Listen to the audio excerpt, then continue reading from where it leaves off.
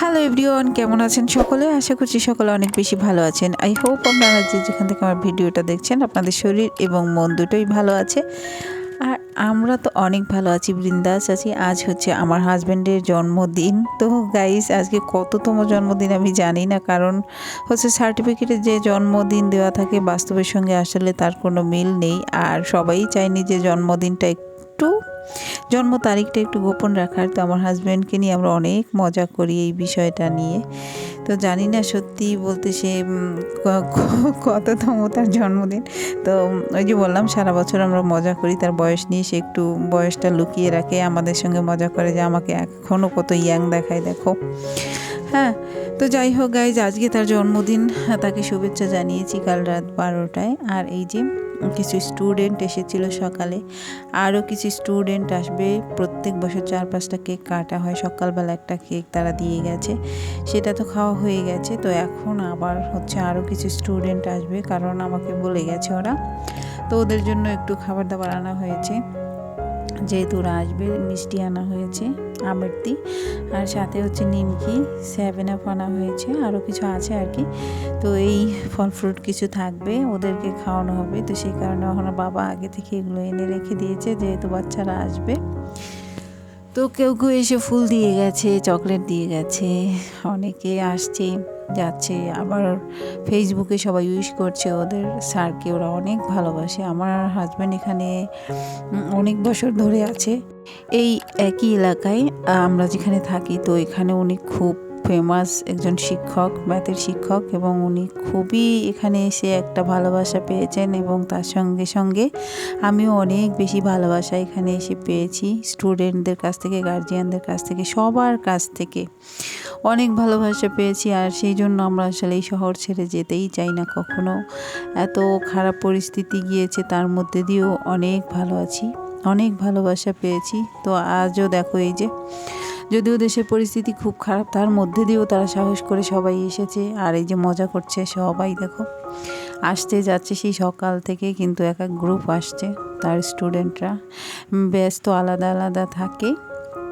তো স্কুলে তো বহুত স্টুডেন্ট যাদের মানে খুব প্রিয় যারা ওনার, তো তারা সবাই আসছে যাচ্ছে, স্যারের সঙ্গে ছবি তুলছে, ফেসবুকে দিচ্ছে। তো এই একটা কেক কাটলাম, আর সকালে একটা কাটা হয়েছে, তো আরও একটা আসবে একটু পরে। আর স্কুলে যদি এই সময় থাকতো তাহলে আরও অনেক বেশি কাটা হতো, যদি স্কুলে যাওয়া হচ্ছে না, কারণ স্কুল বন্ধ আছে সেই কারণে। আর এই যে দেখো, আমরা কেক কেটে নিচ্ছি। তো তারপরে হচ্ছে আর এক গ্রুপ চলে এসেছিলো, এটা কাটতে কাটতে আমরা অনেক মজা করেছিলাম আর কি। আমরা ভাবছিলাম রাতে একটা কেক কাটবো, কিন্তু সেটা আর হয়ে ওঠেনি, কারণ দিনের মধ্যে বাসায় বসেই 3টা কেক কিন্তু কাটা হয়ে গেছে। আর ওই যে স্কুলে যদি যেত আজকে, তাহলে হচ্ছে আরও অনেকগুলো কেক কাটাতো। প্রত্যেক বছর ওরা কিন্তু কাটে। তো এক গ্রুপ তো এসে সকালবেলা দিয়ে গেছে পরে।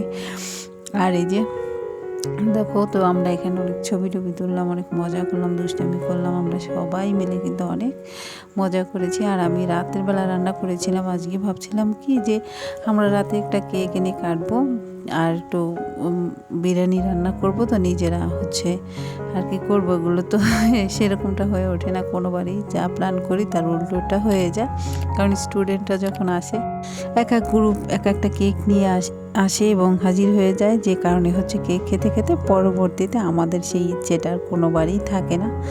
তো এই যে আমি আর বৌদি দুজনে হাঁটতে যাই প্রতিদিন বিকেলবেলা, আজও হাঁটতে যাওয়ার কথা। তো বৌদি তো এসে গেছে, তো ভাবছি এখন কিভাবে যাব। তো বললাম, বৌদি তুমি কিছু একটা খেতে থাকো, আমি তারপরে এদিকটা ম্যানেজ করে আমরা চলে যাব। তো সেটাই করেছিলাম, এদিকে সব কিছু ম্যানেজ করা হয়ে গেছে। যে আমরা আরও একটা কেক হাতে পেয়ে গেছি, তো এটাও কাটবো।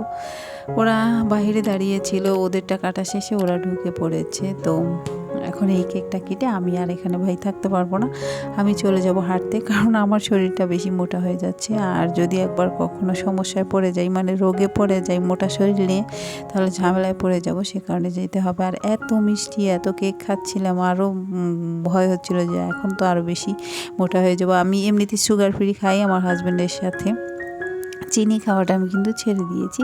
আর এই যে মেয়েটা দেখতে পাচ্ছ, ওর নাম আসিফা, ও হচ্ছে আমাদের দেশের একটা মেয়ে। ও পড়ে আমার হাজব্যান্ডের কাছে, কিন্তু ওদের বাড়িও আমাদের বাড়ির পাশে, তো সেই কারণে ও আমাদের কাছে একটু অন্যরকম, নিজস্ব লোক। তো যাই হোক, এই যে গাইজ তো দুপুরবেলার একটা ভিডিও, বিকেলবেলার সরি। আর এখন হচ্ছে রাত বাজে হচ্ছে প্রায় 9:30 বাজে। তখন আমি রান্না শুরু করেছিলাম, রাতে খাবো সেই জন্য। আর আমাদের তো প্রতিদিন খাওয়া হয় প্রায় 11টা থেকে 11:30 12টার মধ্যে, কারণ এর আগে একদিনও খাওয়া হয় না, আর কখনো হয়ও নি। একটু রাত করেই খাওয়া হয়, কারণ ওখানে বাবা হচ্ছে পড়াতে যায়, রাত 11টায় ফেরে বাসায়, তো আমরা তখনই তো খাই। আর দুপুরবেলা সকালবেলা যে যার মতো খেয়ে নিলেও রাতে খাবারটা আমরা কিন্তু সবাই একসাথে খাই।